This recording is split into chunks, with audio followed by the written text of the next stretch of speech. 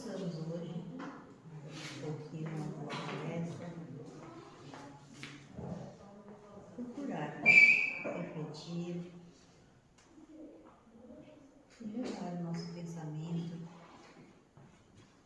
sempre buscando o melhor. Que assim seja. Que assim seja. Boa noite a todos. Hoje a gente sempre começa refletindo sobre o tema que a gente escolheu, né, para falar. E essa semana, desde domingo passado, que eu estive em Uruguaiana numa sessão de psicografias que eu nem sabia que se realizavam ali. E aí, quando a gente começa a seguir alguns centros espíritas e algumas coisas, a gente vai descobrindo de alguns eventos que acontecem. E desde aquele dia eu fiquei sempre pensando. Eu passei pela frente de uma casa e tinha um muro assim de vidro, e aí tinha umas rosas, e aquelas rosas bonitas assim me chamaram a atenção em cima de uma mesa. E aí a semana inteira eu esqueci, né, das rosas, enfim, lá em cima da mesa. E durante essa semana eu procurei para ouvir que nem as músicas que a gente coloca aqui, que eu gosto de colocar às vezes quando tá fazendo alguma coisa, ficar ouvindo aquela música, né? Uma música, tem músicas lindas agora, né, que são feitas com inteligência artificial. Aquelas músicas que geralmente a gente escuta aqui, que são uma playlist espírita, ela é feita com, estava olhando nos comentários, ela é feita com inteligência artificial. E aí eu ouvi uma música que foi uma música que teve no ritual religioso, né, no ritual religioso do enterro da minha mãe, que também falava em rosas. E quando eu fui fazer sobre, eu não recebi, no caso, no final de semana, mensagem, né?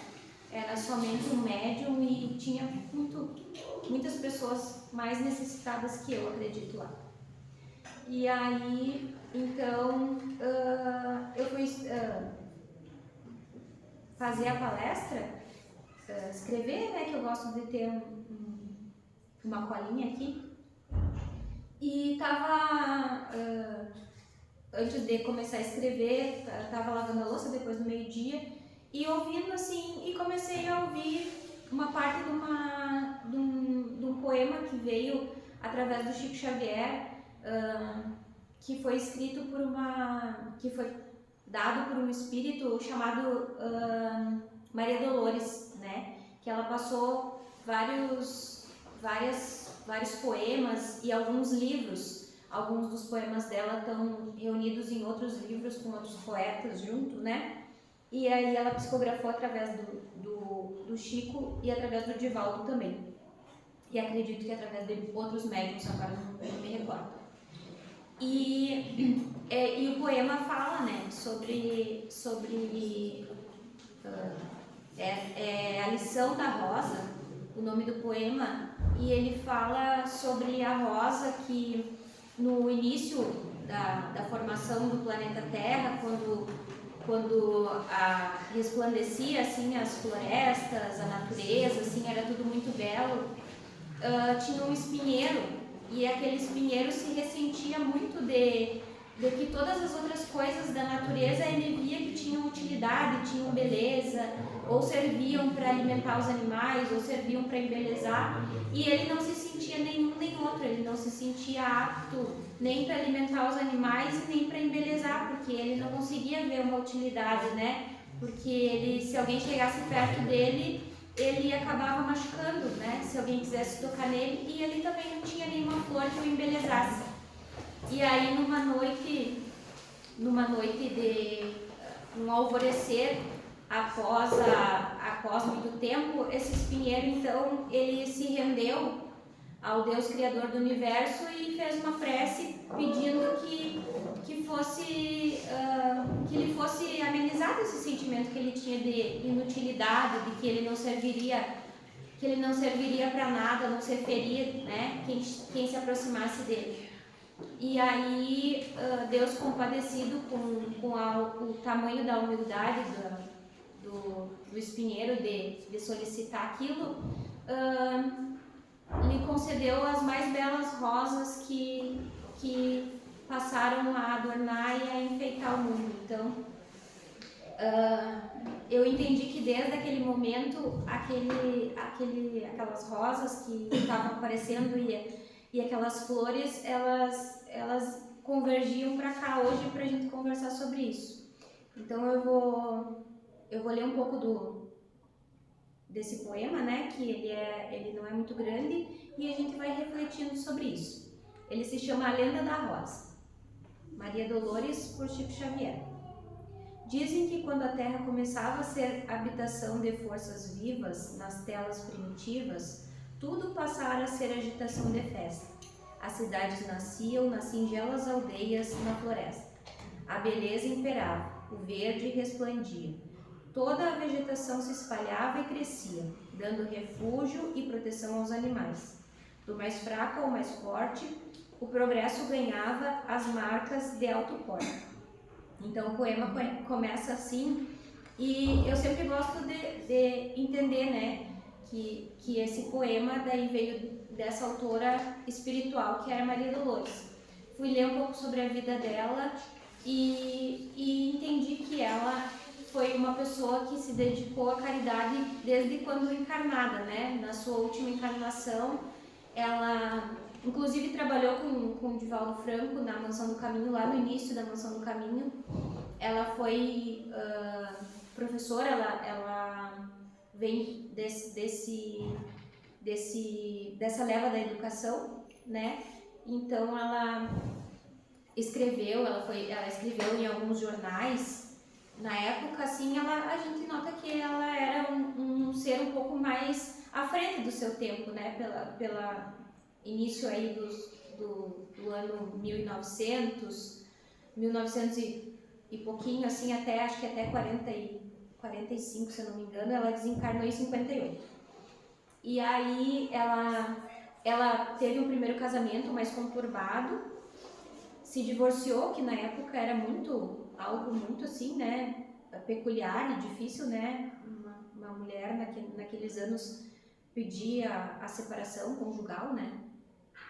E aí na segunda união ela não teve filhos, e na segunda união também ela não teve filhos, e através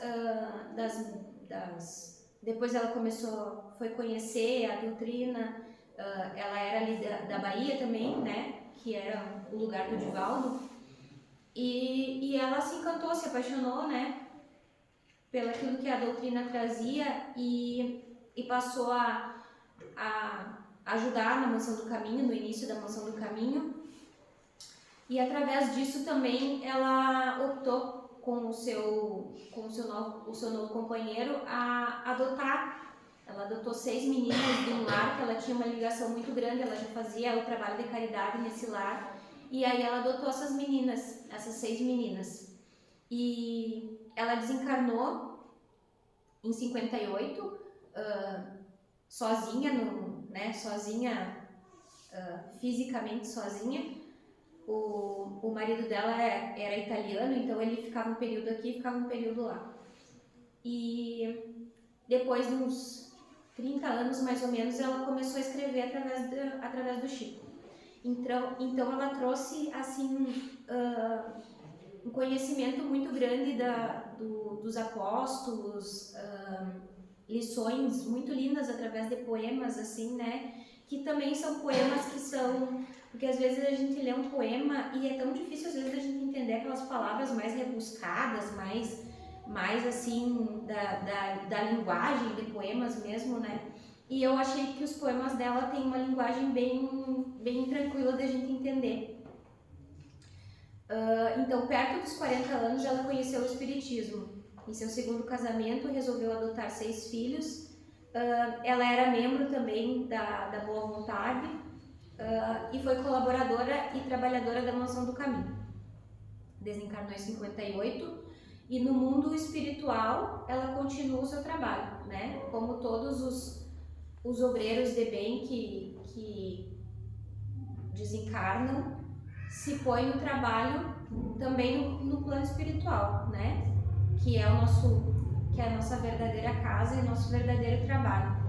Então, depois disso, ela passou a escrever obras maravilhosas e nos trazer conhecimento, né? Ela não teve uma vida fácil, como ninguém quase de nós tem, né? Teve uma vida que acredito que foi de grande evolução para ela. Ela se aproveitou bem das dificuldades dela para evoluir dentro daquilo. Foi uma das grandes vozes do espiritismo, né? A gente teve a alegria de que ela tivesse encarnado aqui, talvez por isso a gente saiba um pouco mais da história dela hoje.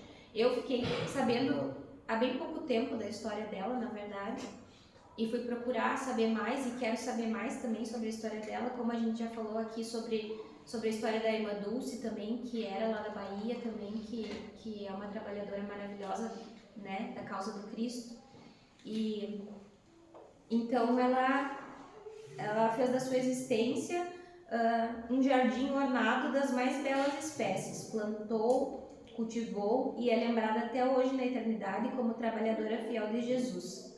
Emmanuel se utiliza de adjetivos como denotada obreira do bem eterno, intérprete de Jesus, irmã querida, poetisa da vida e da espiritualidade superior.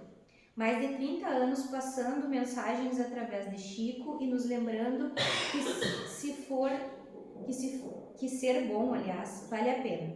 Semear o bem, sabendo que aqueles que vierem após de nós se beneficiarão e que nós também, né? Se a gente não se beneficiar aqui, em algum lugar a gente sempre vai se beneficiar. Não achar que aquele bem que a gente está plantando hoje, ou desmotivar alguém que esteja plantando bem, dizer, mas tu tá sendo um bobo, um ingênuo de estar fazendo esse bem para essa pessoa, porque essa pessoa não merece, essa pessoa te desvaloriza, te desvalorizou ou fez alguma coisa.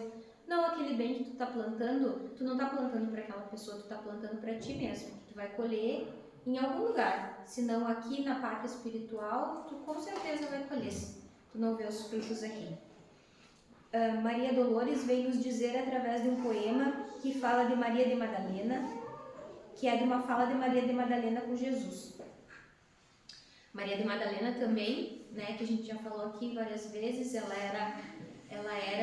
tinha algumas obsessões bem violentas, né, que somente Jesus conseguiu expulsar, que a gente fala, né, mas doutrinar aqueles espíritos que estavam junto com ela ali, que faziam dela, que traziam para ela muitas dificuldades com alguns vícios que ela tinha.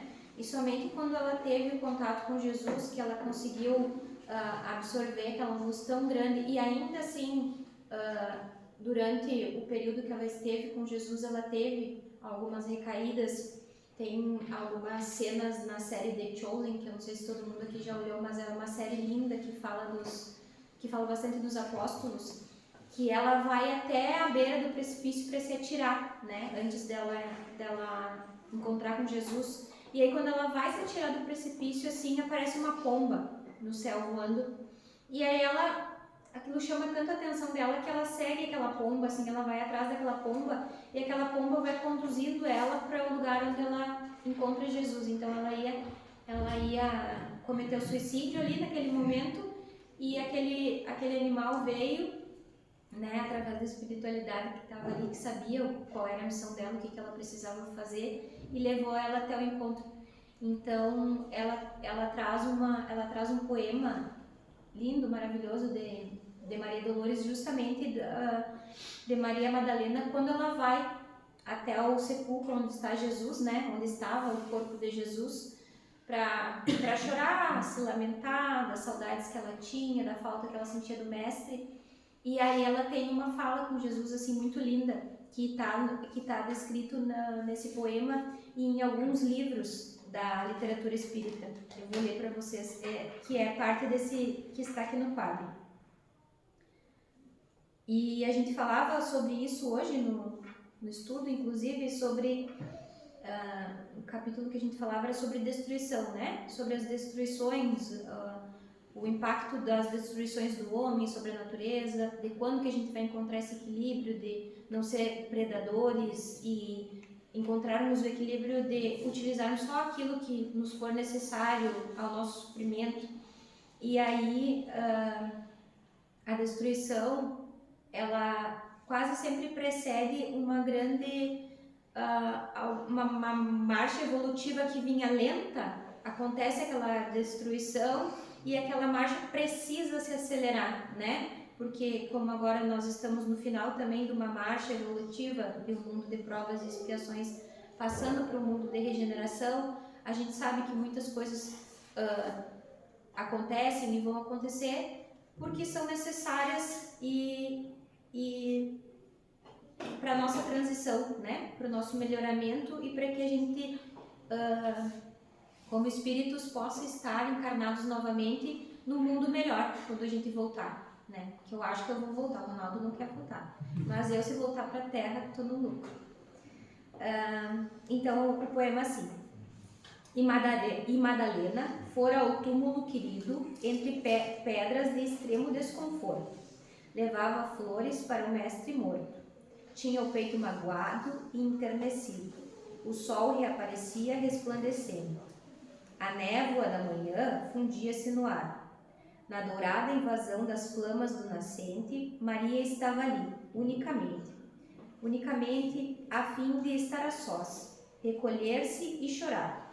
A desfazer-se em pranto, ela arguia: Por que, Senhor, tanta saudade e tanta dor? Toda a felicidade que eu sentia jaz aqui sepultada. Transformou-se minha vida em sombra e nada no ermo deste pouso derradeiro. Nisso ela via alguém. Seria um jardineiro? Um zelador daquele campo santo? Mas tomada de espanto, viu-se à frente do mestre Nazareno, o excelso benfeitor ressuscitado, a envolver-lhe de paz o coração cansado. Ela gritou: Senhor, ele disse, Maria. Ela era a expressão da perfeita alegria. Ele, o perfeito amor. Madalena ajoelhou-se e quis beijar-lhe os pés. Maria, por quem és? Explicou-se. Não me toques, porquanto não te esperava aqui neste recanto, e ainda não fui ao Pai revestir-me de luz, né? Isso no dia que Madalena esteve no sepulcro de Jesus, no terceiro dia, ela, naquele impulso de se ajoelhar e de tocar no mestre, Jesus disse para ela: não, ainda não podes me tocar, né? Ainda não fui ao Pai. E aí ela fica assim, né? Pensando, então, aonde que o Senhor estava até agora, né? O Senhor não veio nos dar uma notícia de como é que o Senhor estava.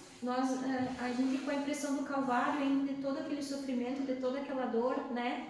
Queríamos saber, né, no nosso egoísmo, onde é que o Mestre estava, né? E aí ele prossegue.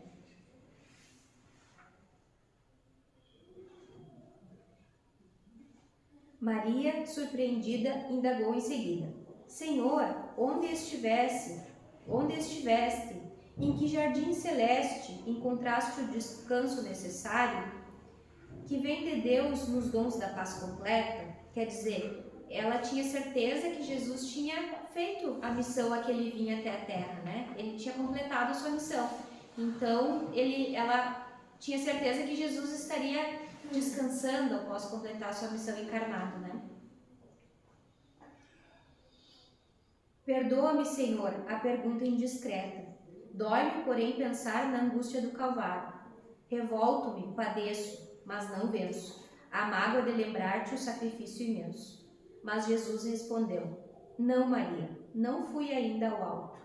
Nem me elevei sequer um palmo à luz do firmamento. Quem ama não consegue achar o céu de um salto. Ao invés de subir aos altos resplandores, desci, mas desci muito aos reinos inferiores.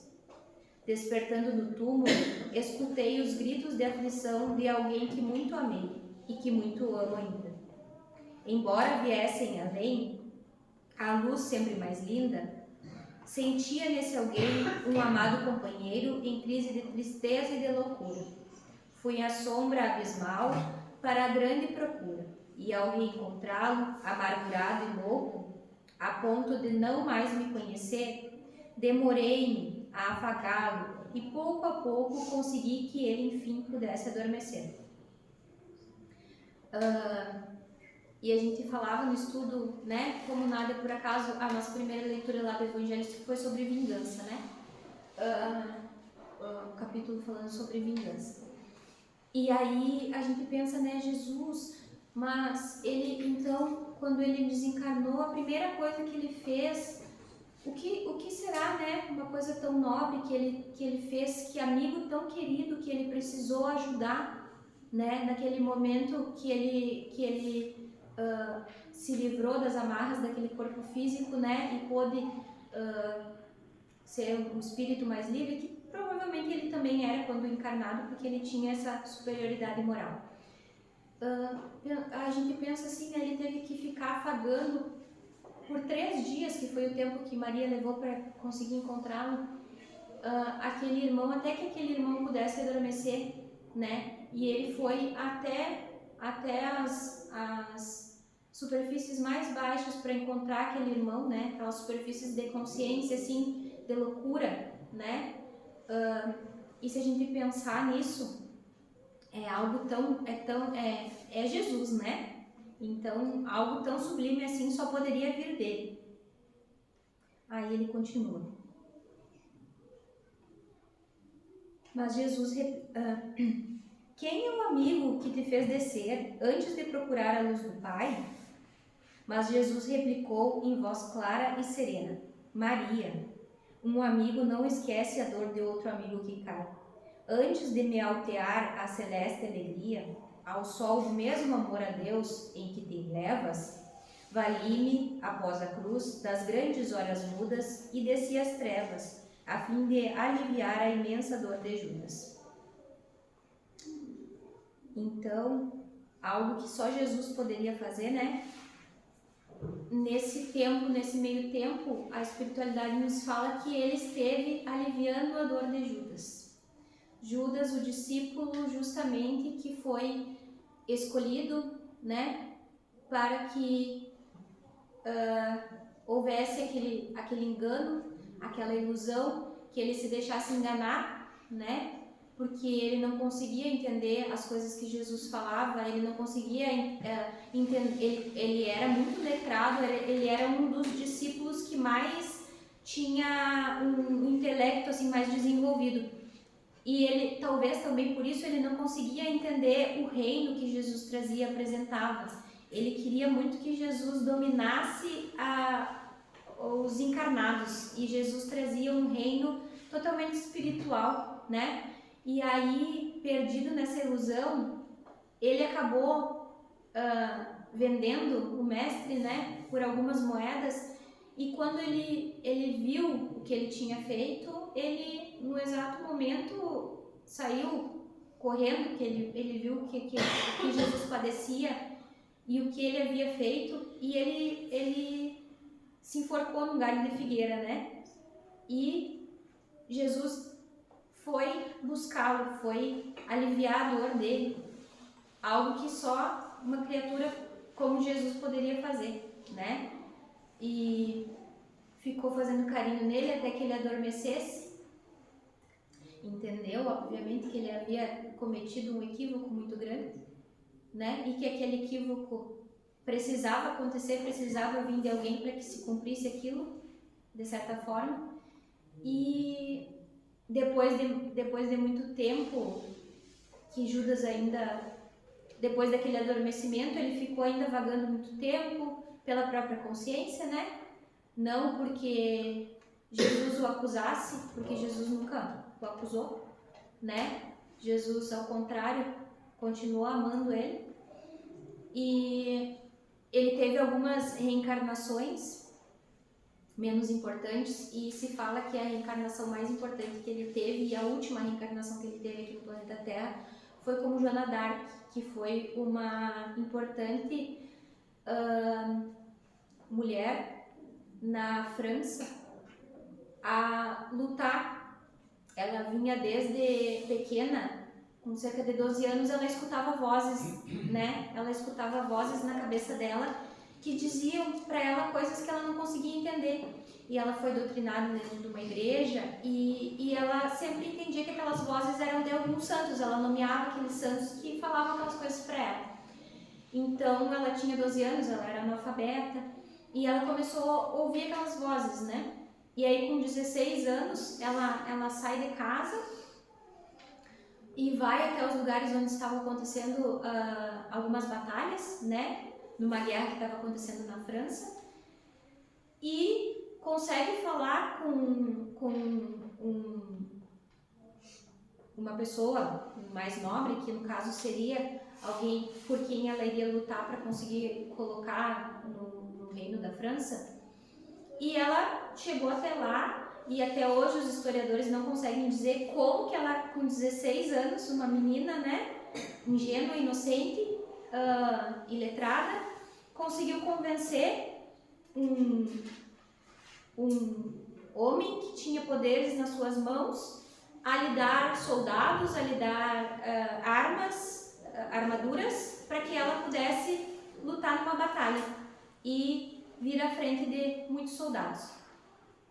E ela foi, né, e em pouco tempo ela trouxe um progresso muito grande para aquela base de soldados, porque ela trabalhava, ela tinha aquelas vozes que aconselhavam ela, né, e ela tinha certas estratégias que ela conseguiu, através disso e através da vontade dela também, uma vontade muito aguerrida de alguém que sabia que precisava terminar aquilo que vinha fazer, se destacar ali, né? E esse destaque trouxe à igreja uma certa preocupação, porque quando terminou, que ela foi presa ali, aquele por quem ela tinha lutado conseguiu o poder.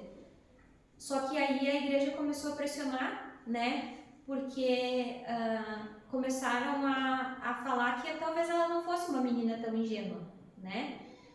Queriam provar que ela não era mais virgem, que na época era algo muito escandaloso, né? E que ela não era aquela ingenuidade toda que ela se dizia. Então eles elaboraram uma corte de tantas pessoas para provar isso. E no fim conseguiram que ela fosse condenada, né? E perguntavam ali para ela na Inquisição se aqueles santos que ela via, se aqueles santos eram nus ou eram vestidos, né? E ela respondia aos sacerdotes que perguntavam: então os senhores de tanta fé acham que o Deus que coordena tudo, né, não teria então como vesti-los, né? E eles ficavam abismados de como aquela menina podia dar aquelas respostas, né? Mas com certeza ela não era só uma menina, né? Ela trazia uma carga espiritual e uma missão muito grande. Depois ela foi para a fogueira, foi queimada, né? Consideravam que ela era uma bruxa, Depois de muito tempo a igreja se retratou, né? Hoje ela é considerada padroeira da França, se eu não me engano. E foi o espírito desse irmão, né, que veio através dessa nova encarnação, mais lapidado, mais entendido, cumprir o final da sua missão aqui no planeta Terra. Então, quando ela começou as labaredas da fogueira ali, dizem que uma multidão de espíritos que ela conhecia como santos, né, vieram ali e recobriram ela de luz para que ela não sentisse nenhuma daquelas faíscas, né, que ela fosse levada antes disso para os planos espirituais superiores. Então, assim, tanta riqueza e tanta beleza. E nessa mesma França que ela lutou um dia, foi onde surgiu, depois de alguns anos, o Consolador prometido por Jesus, né? Nessa França a gente teve o Livro dos Espíritos escrito, o Evangelho segundo o Espiritismo, e a doutrina espírita codificada por Allan Kardec. Então a gente vê que nada é por acaso, né? Que tudo se segue à medida que tem que se seguir.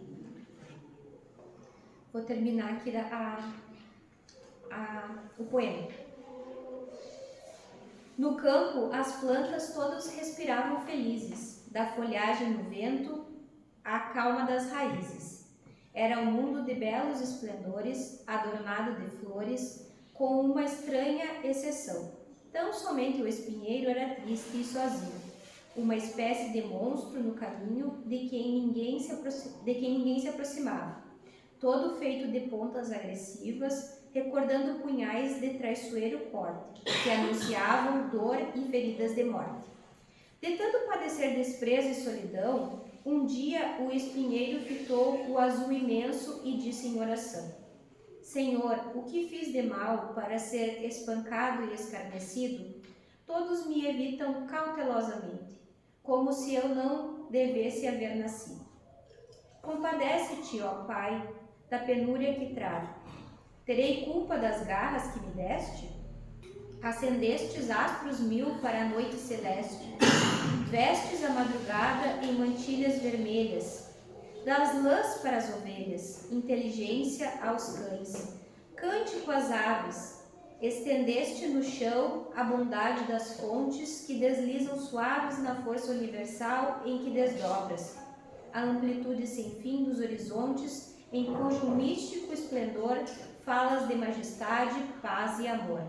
Não me abandones, Pai, as pedras dos caminhos. Se posso, não desejo oferecer somente espinhos. Quero servir-te a obra, aspiro a ser perfume, expiração e cor, harmonia e beleza para falar de ti nas leis da natureza. Dizem que Deus ouvidou a inesperada prece e, notando a humildade e a contrição do espinheiral, mandou que à noite o orvalho lhe trouxesse um prodígio imortal. Na seguinte manhã, logo após a alvorada, por entre as alações maravilhosas, o homem descobriu, de alma encantada, que Deus, para mostrar-se o pai e companheiro, atendendo à oração, pusera no espinheiro a primeira das rosas, Maria Dolores. Então, a nossa vida, muitas vezes é como a desse espinheiro, né? Muitas vezes nós temos espinhos, às vezes a gente acha que os espinhos têm mais força do que as flores, mas a flor com a sua beleza e com a sua resiliência nos mostra que ela continua junto com os espinhos e apesar dos espinhos, né? Então que a gente possa fazer essa reflexão sobre a espiritualidade, sobre o mundo superior, e que a gente possa fazer desse mundo superior o nosso mundo hoje, né? Se a gente puder fazer um pouquinho no nosso mundo, o nosso mundo aqui, o nosso planeta Terra vai evoluir com um pouquinho mais de rapidez para aquilo que a gente precisa. Que assim seja. Que assim seja.